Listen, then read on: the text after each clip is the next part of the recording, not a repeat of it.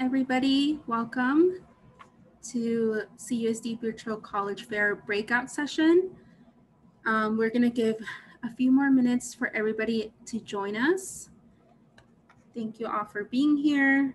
If you are joining us for finding a college that fits, then you are in the right place. So let's just wait a few more seconds for everybody to settle in, and we'll get started in just a few seconds.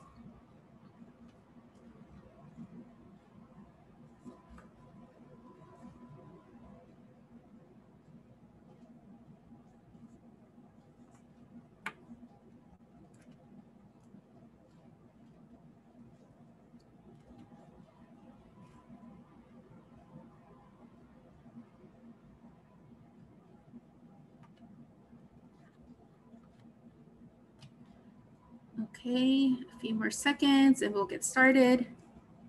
Thank you all for being here and joining us this afternoon.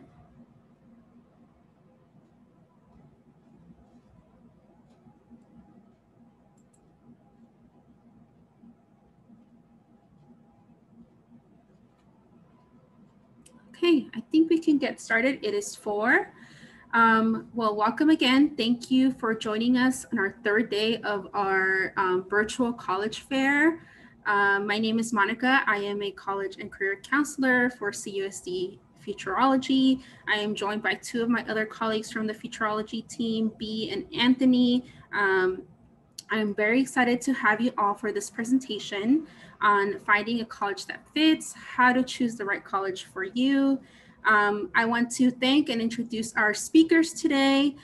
We have Guillermo Vasquez from UC Santa Barbara, Eva Hester from University of Idaho, and Adrian Loveland from University of Wyoming.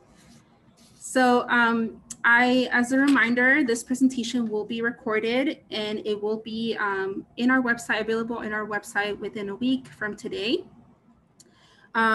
Please submit your questions in the Q&A button. We will look at those and review them as the presentation goes on, and we will have some time at the end also to answer additional questions.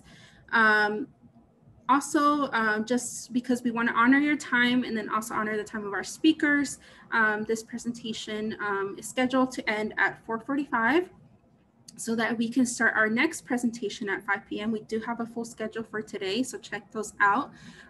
Check our full schedule on our website. So now I think we're ready to get started. Speakers, if you're ready, the stage is yours. Awesome. Thank you so much. So we're really excited to be here and talk to you guys about finding the right fit. So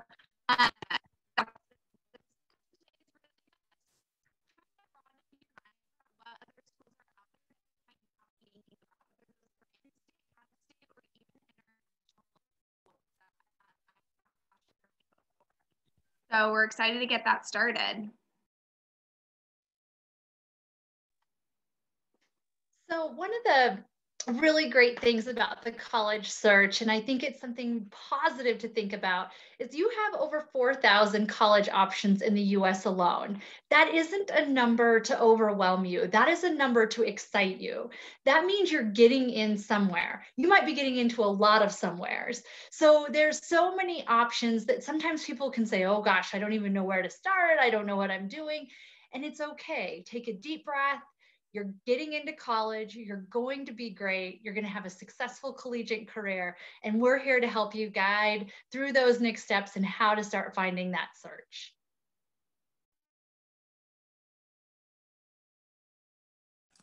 Yeah, and of course, when it comes to choosing the right college for you, there's of course no magic bullet or formula when it comes to selecting the right college.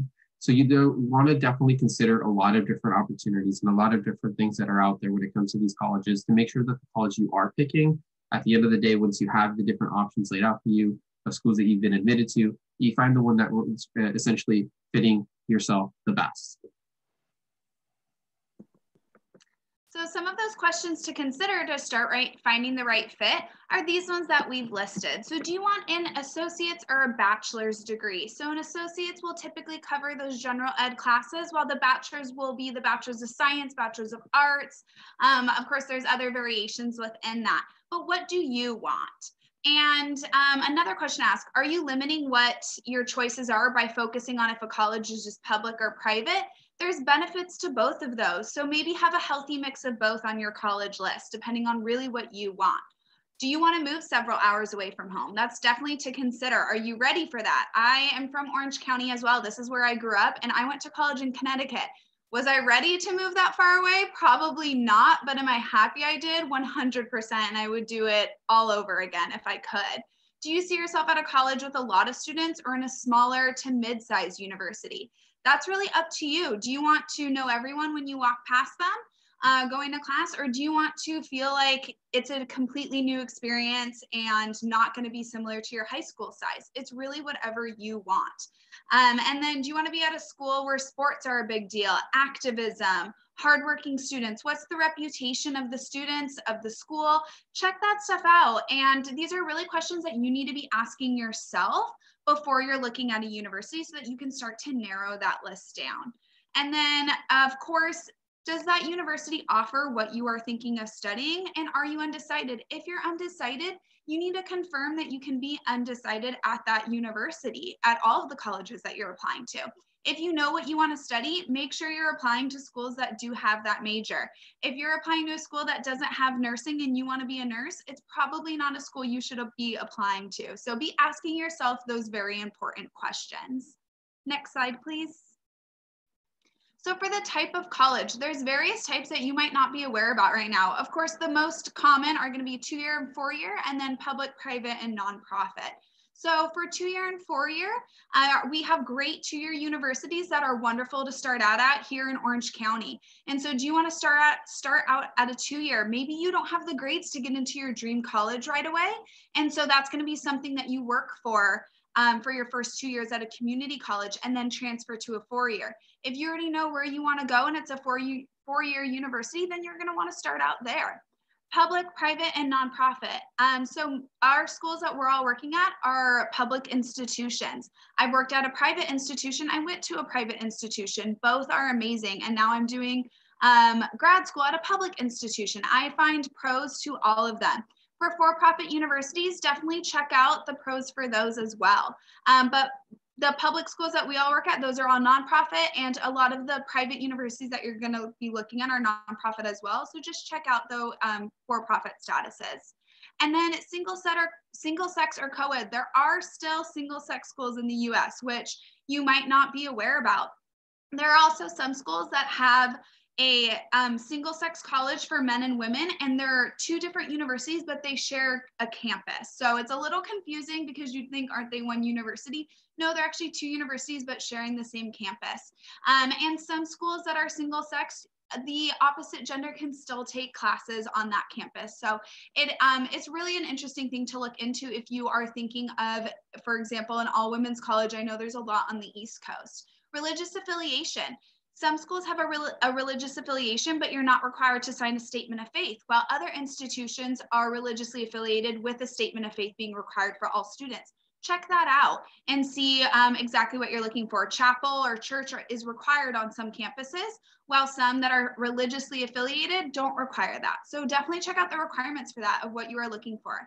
HBCU, so what that stands for is Historically Black Colleges and Universities. If that's something that you're interested in, there are amazing universities. I want to say there's around 18 of them. I'm not sure if any of the other presenters know, but I believe it's around that number of HBCUs throughout the United States.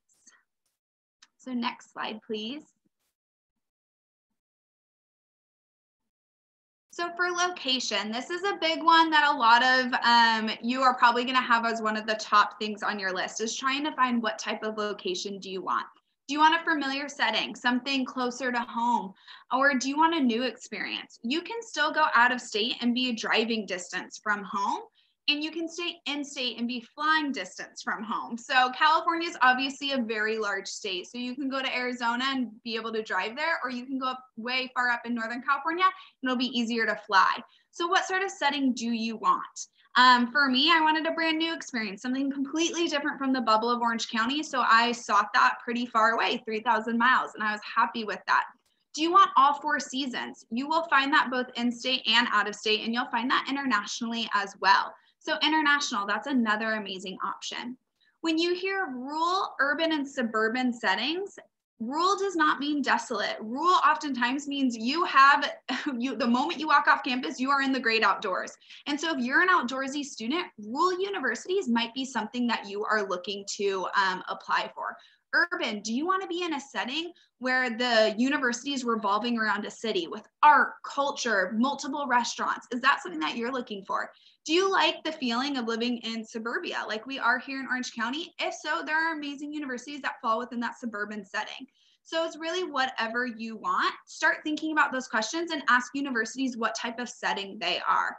And then of course, close to home or not, we've kind of talked about that a lot already, but definitely it's something to consider. And just so you know, you're gonna feel homesick no matter where you go those first couple weeks while you're getting adjusted, and that's okay. You're gonna feel that close to home or far away from home, and that's part of the college adjustment and experience. So I think had I stayed close to home and went to Chapman versus where I went in Connecticut, I still would have felt a little homesick. So I'm happy for me personally, I went further away and stretched myself.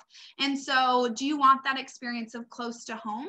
And if so, we have great universities right around us.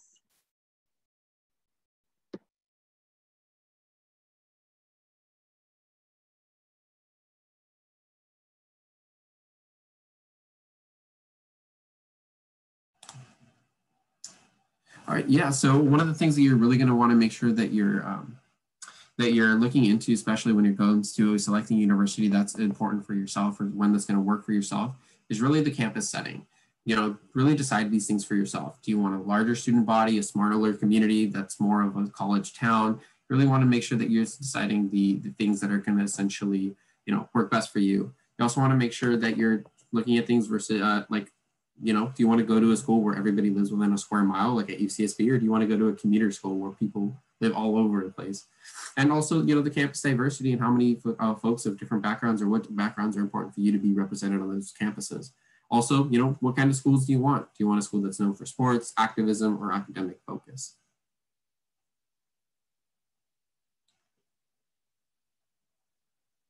Next slide, please.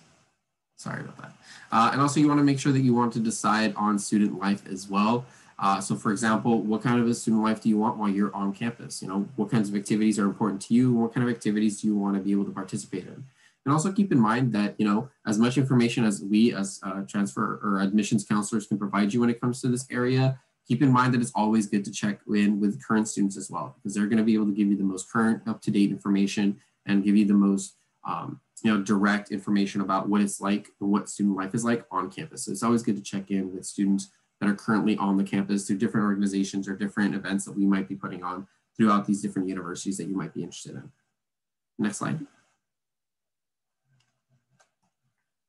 Of course, you also want to consider cost as well. This can definitely vary depending on the types of universities that you're looking for, especially across from, you know, depending on whether it's a public or private university or if it's a for-profit.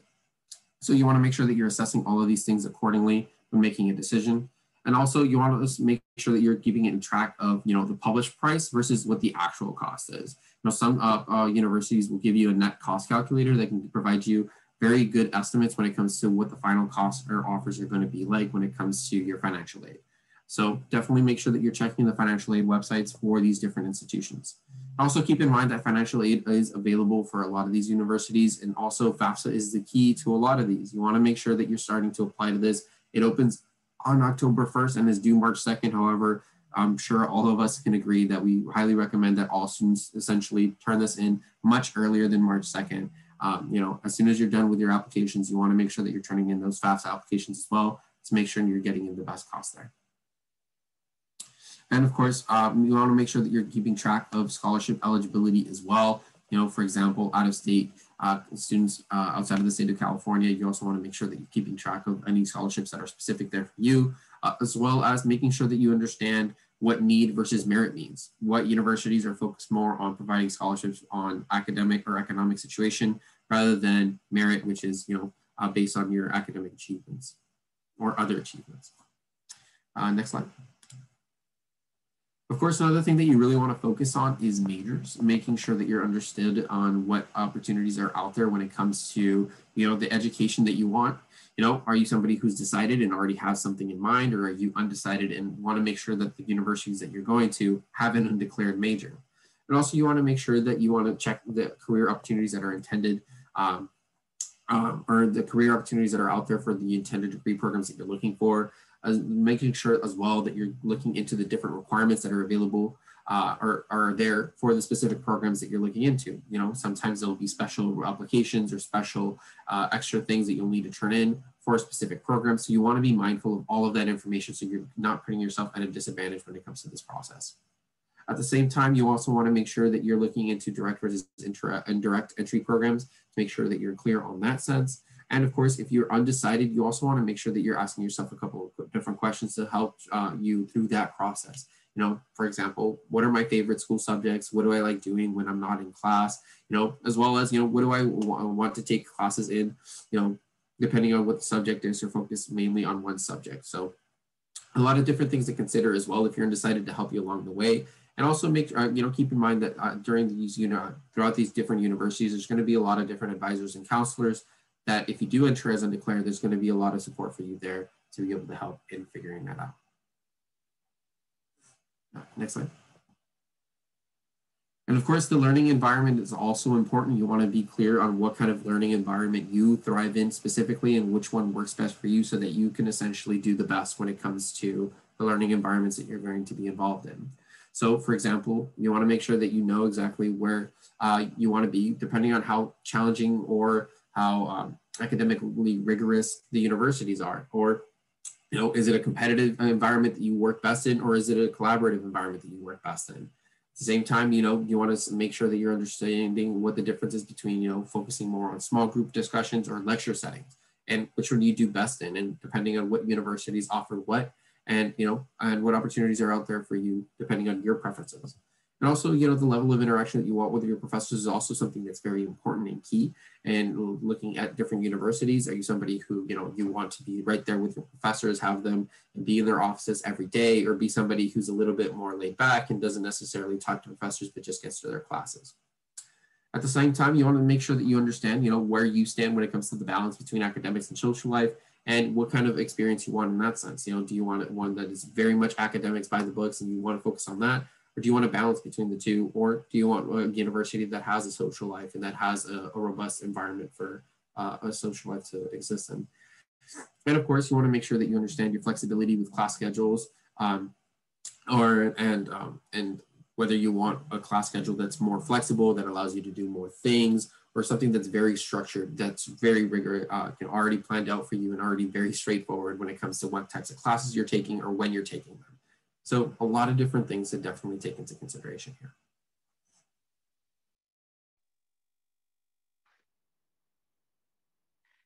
So you've kind of got a couple of ideas of what to look into. What should you be thinking about?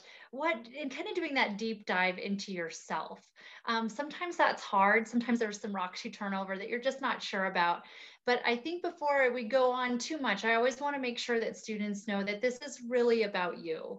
It's not about your friends. It's not about your partner. It's about you. So if you start looking into yourself and you're like, well, my best friend likes that, so I like that. It's, again, you got to focus on you during this time. So when you're starting to build your list, one of the great things, and you're here tonight, so this is awesome, but you want to try out those virtual college fairs. I know there's some Zoom burnout, and I know sometimes you're like, well, it's overwhelming, but at least try, because there might be some colleges that you can get some really great information from. And if it's not the college fairs, think about the high school visits that the colleges are doing there. Sometimes it might just be you and the college rep, and don't feel like you need to come with a list of 40 questions and know all about their school. If you're just exploring your options, we're very used to doing the talking, and we're very used to helping give you some information and guiding you a little bit. But that is a really great resource for trying to explore and trying to figure out if that's a school you want to put on your apply list, or maybe not so much. And talk to your family. They may have some really great ideas and where they went and why that experience was really genuine and good for them. Also, maybe talk to your auntie or your uncle or someone and say, well, what did you do? Or maybe they know somebody at work that went somewhere great and want to tell you about it. So it's good to open up your ears and listen to some advice, but know again, it's about you. So it doesn't matter that mom had the best experience ever at school X. That might not be the right fit for you. I remember when my mom took me to her college and I was wide-eyed, deers in the headlight, because she went to an all-women's college. And I knew when I stepped on there, it wasn't going to work. But my mom, it was perfect for her. So we're the same, but different people. Your high school counselors and your post-grad coordinators, oh my gosh, do they have a wealth of knowledge. They've visited schools, they know the representative, they've seen other students that have gone there and been successful. So they are such an invaluable resource. Just sitting down with them after you've figured out what's important to you and say, this is what I need. Is there a school that exists like that? Chances are they're going to start pulling rabbits out of a hat and say, yes, turns out there are 7 or 8 or 9 or 12 schools that I can think of that might be a great fit for you. And they may be in state and they may be out of state. Maybe they'll throw some international schools on there. They are wonderful and know so much. Also, we put on here to read your mail and your email. I know sometimes that can seem really overwhelming, and you're going to get a lot of emails from schools and a lot of propaganda. But we're sending that to you for a reason. You can always look through that and say, nah, that goes to the recycle, or I'm just going to be done with that. And that's okay. But at least you've, again, explored your options and thought about putting it on your list or not. Online is a really great tool anymore. There's nothing you can't find. We put a couple of different resources on here for you to explore on your own time, but these are great. Don't get too worried about getting deep into the weeds. If you have just some ideas, you can put that in there and that will spit out some answers for you. I know that not every campus is open for visits, but everybody has a virtual visit.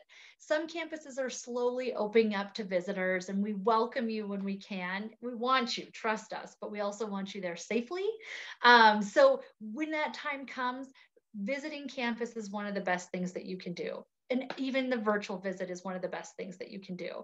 You can always try and get a meeting set up with students or one of their virtual events where they have professors or coordinators or advisors to help you through the process and tell you why that institution is great and how you would be successful there.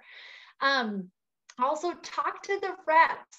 Here we are. I think Eva said it at the beginning. We want to help you. This is our job. And it turns out if we don't know the answer, we'll find it for you. And you can even ask us about other colleges.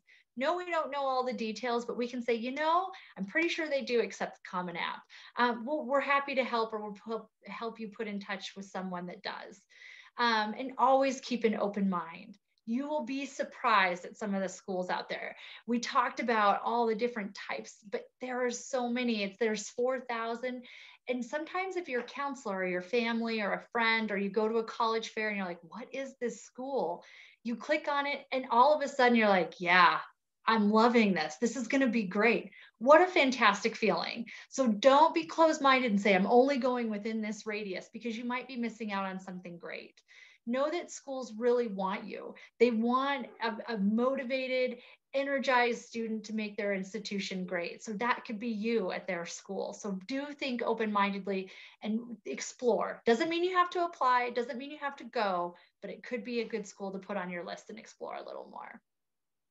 Next slide, please. So definitely as you're building that, the other piece of it is knowing the requirements and deadlines. Your admission requirements for institutions. The fun thing is we're very much the same, but a little different. So you want to pay attention to this. We need to know what the GPA is. Now, some schools may give you a range of a successful student, or they may say, what we look for is this, but we also we can admit you if you don't meet that. The admissions professionals will really help you through that. And it's also always listed on the website, so you have a good indication of what you're going to need. And ask about weighted and unweighted. So weighted GPAs are if you've taken AP, IB, dual enrollment, you might have a GPA on a 5.0 or a 6.0 scale versus the 4.0. A 4.0 scale is what you're going to be getting with an unweighted GPA. Some schools will look at either, some will just want one or the other. Also, there are some schools that will recalculate your GPA. There are some that pull out your elective classes and just give you a new GPA on your core classes. Again, we will be transparent with you. We don't want to surprise you with that. That isn't our goal. But you do want to ask and make sure you understand what's going to happen with your GPA when you submit your transcript. And this year and so many other years, test optional and test blind, there's going to be a lot of that talk. There's going to be some schools that are just going to go test optional for this fall incoming class, where there are some schools that have just been test optional forever. You want to find out with that test optional if there's something else that you need to supply. Maybe it's another essay, or maybe it's an interview or a project that you need to submit, or maybe they're just going to look at your GPA and some classes that you took in high school. And speaking of those classes, any college preparatory curriculum requirements, there are some schools that say, here's a list of everything you need to have taken in high school. Some of them may be a little different. You might have a fine arts requirement. You may have a specific language. They may need you to take a writing course. But again, this is something we'll be transparent with you on, but it's really good for you to do your research so that you know ahead of time, you've got to get these on your schedule, or you need to figure out a way to take this class so that you are admissible. And the letters of recommendation and essay, not every school needs these. There are a lot of schools that if you send them, they'll read them, or maybe they won't. It's just not necessary to your admissions application process. Whereas there are some schools, this is extremely important. The letters of rec, they may put that as a part of the admissions piece. The essays, they may even grade those to put you in a freshman English class. So there's a lot that happens with both of those documents, but you want to find out A, if they're needed, and B, how many, because there's no need to send in 12 letters of recommendation when really they only need one. Save yourself a lot of time and stress by making sure you follow along with those details and those guidelines. Another thing that we will do with essays is we're not going to surprise you with a prompt. We're going to give that to you right away. The sooner you start working on it, the better. We can definitely tell when an essay is done at the midnight hour and you're just trying to submit it. It's not your best foot forward. So give yourself a little bit of a break and start on that essay as soon as you know. And then find out if you need a portfolio or an audition. Those take time to put together. You really do want to put your best foot forward with those. And it's, again, when you're looking for pamphlets or you're from a play or pictures, or you're trying to find your art from last year, you don't want to be doing that the day before it's due. So if they have that requirement, make sure that you know what is required and how much of it is going to be looked at and needed and what format they would like it in. Do they want it virtual or electronically, or do they want to thumb through pages and look at a scrapbook? I've seen both. So deadlines are so important. You guys know, even in high school, there's a lot of times they're like, this is a non-negotiable deadline. That happens with colleges too. Yes, you know the deadline ahead of time. We hear it a lot. Well, they didn't send my transcript. You knew it was November 15th. So we have to have a hard deadline sometimes. One of the things that I would encourage you to think about too is with your deadlines is put it in a calendar. I've got to have everything in by November 15th or whatever the case may be. Sorry you get to hear my dog. That's Curry, not the California Steph Curry, but our Curry. Also with applications, you're just gonna have a deadline with that, but also housing and scholarships and financial aid and honors. These all may have different deadlines throughout the year, so you don't want to miss them. We don't want to put extra stress on you, but we do need to be firm because at some point we do have to cut off and start putting things together and reviewing applications and whatnot. Next slide, please. So when you're working on this list, you want, again, it's a COVID year. So we putting a visit on there because that is really important. There's no rep that would tell you that's not an important piece, but we also understand. Know that if you can't get to the campus or you don't feel comfortable, that's okay. But it does help. With the campus tour, make sure that you are getting a chance to see the residence halls. That's going to be a big piece of where you're going to live in that freshman year if you have to live on campus. Talk to a major, see what that looks like for you for the 4 years. Definitely talk to admissions and kind of talking about those deadlines. Make sure you have all your ducks in a row. Make sure you got your planning ahead of the game and you have everything you need. And then I would say when you visit campus, really, it's great if you can come when the students are in session. When students are there, there's a new renowned energy. It also gives you some people to ask and talk to and ask questions to. Again, in a COVID world, that's a little different, but if you can come, we do encourage that. Always ask them questions. Ask them what they like, what they don't like. They will be very honest with you.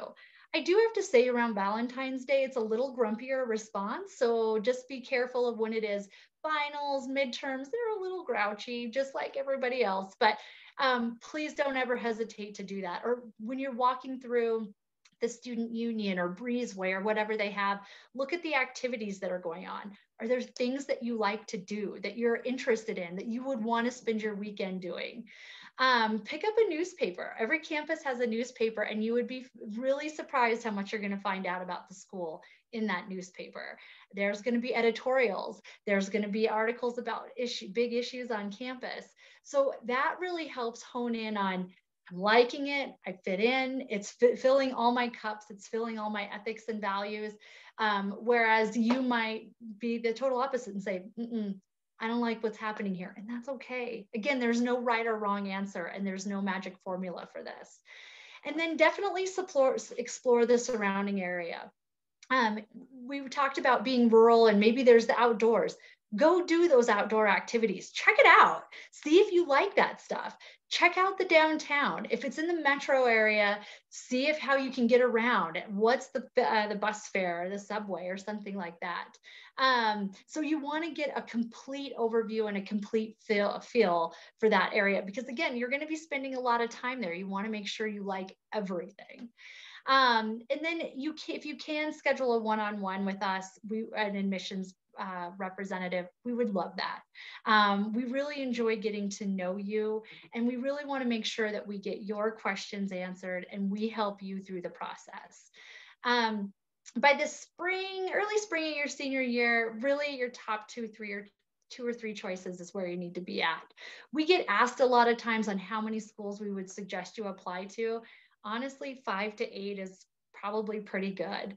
All those come with an application fee. They have deadlines. We talked about all the different deadlines. And you hear all the time on the news of a student that applied to 50 schools. That tells us a lot of times you didn't do your research and you're just kind of throwing pennies in the well on, let's see where I can get in and let's see what happens. This, again, is about the fit. So when you're applying, you're strategically applying to schools that if you get in, you're going to be happy there and it fits the bill for you. So by that spring semester, when you have those top choices, it's a little easier to compare and compare apples to apples, if you will. And then you want to do your scholarship and financial aid offers. You'll get those around March. Every school kind of varies. Some schools may have an earlier financial aid deadline. And if so, you're going to get that information earlier. So don't panic. Again, that's on our website. We'll be transparent with you, but you will have that so that you can not only compare and make sure the school is fitting everything that you're looking for, also the financial piece is going to fit you as well. That's a big piece of it. That's a big component. Next slide. And finally, we really want to leave you with these words of advice that you're not alone. We want to help. We're eager to help and want to help you. So reach out, ask any of your questions. There really isn't a dumb question, especially when you're going through this process in a different world. We want to make sure that you feel comfortable with what you're doing. Also, make sure that you are putting this list together and putting the work in. Even if you have to get organized with an old school binder and you have little notes on there, it's okay. We don't know, there is no judgment on this. However you need to do it is great.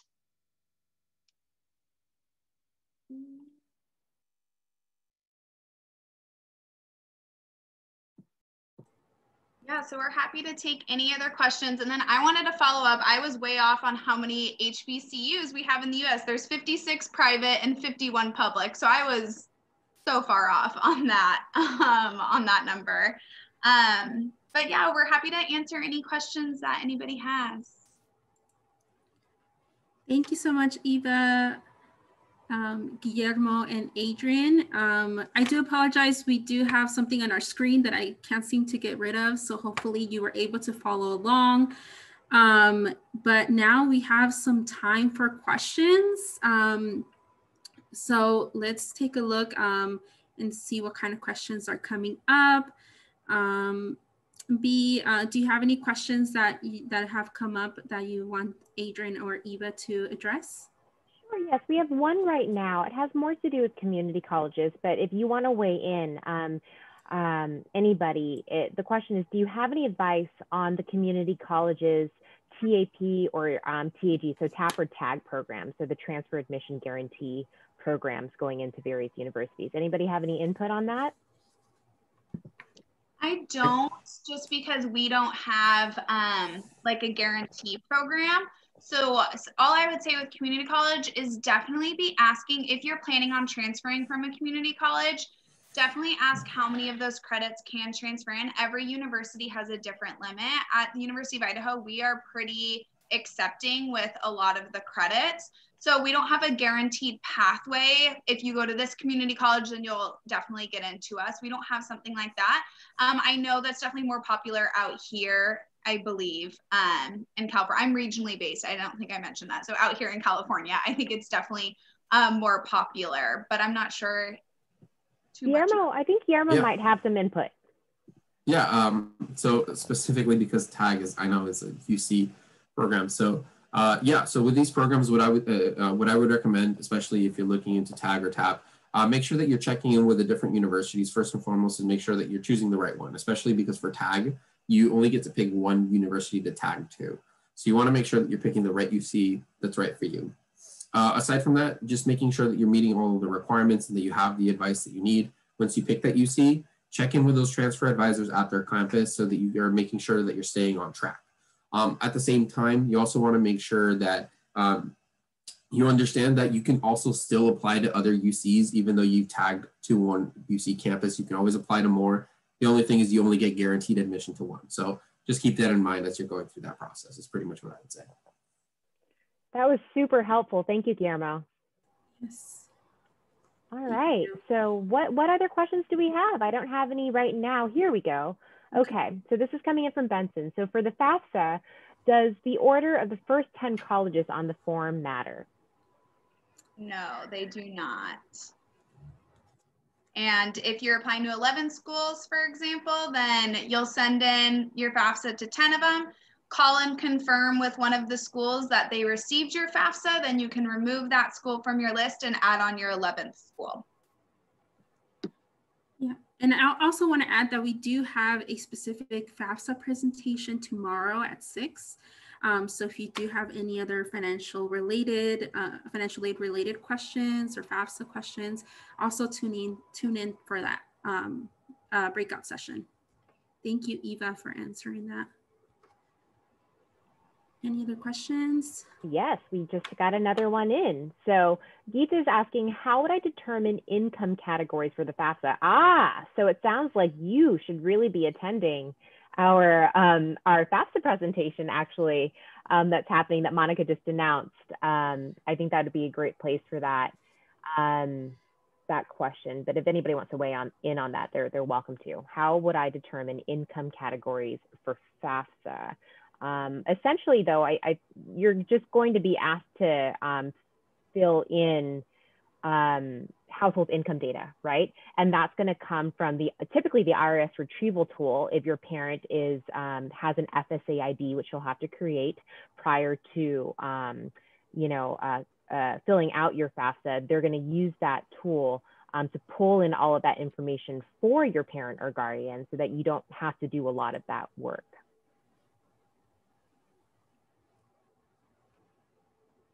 Okay, and I think there's a follow-up question.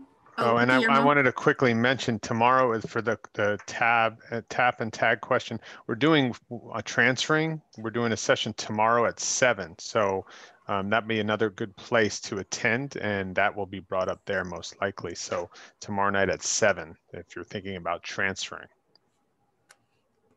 Thank you, Anthony. And we do have another question. What would you recommend for students with little to no extracurricular activities to put on their app? So if Eva, Adrian, or Guillermo want to take this question, get your input.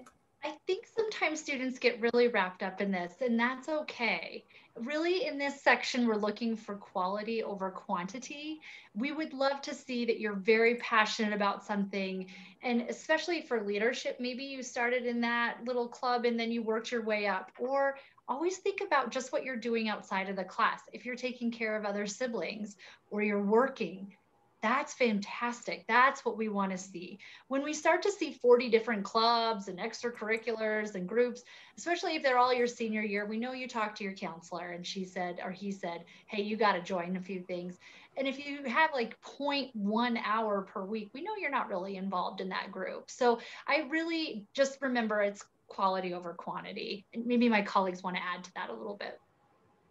The only thing that I would add too is not every single university is going to look at you holistically. Some of us aren't even going to look at that part of your application. We're just going to be looking at your GPA or in a normal other year to your test scores. And so keep in mind, not all of us look at the entire applicant. Yeah, likewise. I would just pretty much agree with everything that was said there. You know, quality over quantity, and also essentially, you know, again, expand your understanding of what activities and extracurriculars means to make sure that you're including everything you do outside of the classroom, pretty much. Okay, we do have a UC specific question, so hopefully Guillermo, you can answer for us.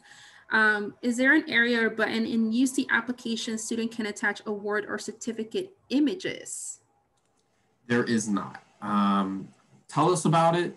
We'll take your word for it, but there's not an image to select there. We can't look at anything outside of just what's on the UC application. So, you know, tell us about it, explain it to us. We'll take it at we'll take your word for it. Okay, thank you. So send us your question. Okay, we have one more. What if you have a path that you're really passionate about, but doesn't pay well most of the time, and a path that you're somewhat passionate about, but it pays really well? So that seems like a complicated question. I don't know if anyone wants to answer that.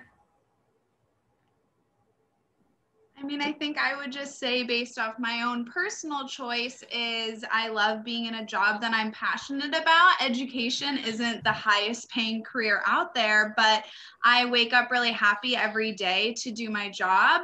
Originally, I wanted to go into law right after college and worked at a law firm, and law would have been higher paying by the end, and I hated it. I was miserable every day going in. So also, too, I want to remind students what you major in doesn't mean that that's what you're going to end up doing as a career. So if you're really passionate, I was really passionate for law as a major academically, I love it. As a profession, I hated it. And so when it comes to picking a major, just keep in mind you don't have to go into that career post-grad.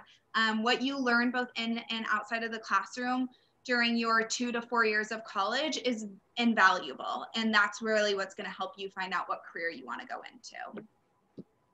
Also, this is Anthony. Hi, everybody. I've had 2-3 jobs all the time. Like, it's never I have one job. So don't think because you're doing one thing, you can't do a secondary thing.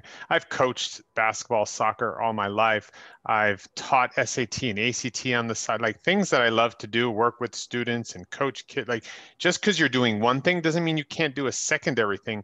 Lots of people have multiple jobs. And so I used to be in counseling, and I used to do counseling part of the time, and I used to do teaching and coaching part of the time. So you can also split your time up. So use the better paying thing to cover the bills and do that, and do the thing you're passionate about and do it either volunteer or part-time and do it on the side. So again, especially nowadays more than ever, you're going to have more flexibility to maybe try multiple things or do things at the same time. So don't kind of put yourself in a box saying I have one job only. Also, things change over time. So that's another perspective. And also, a lot of times I think people are surprised how much money you can make and things. I had a roommate that was a women's studies major, and every time her parents came to visit, they were like, "You're going to be living in our basement. I'm worried. I just don't think this is a good choice."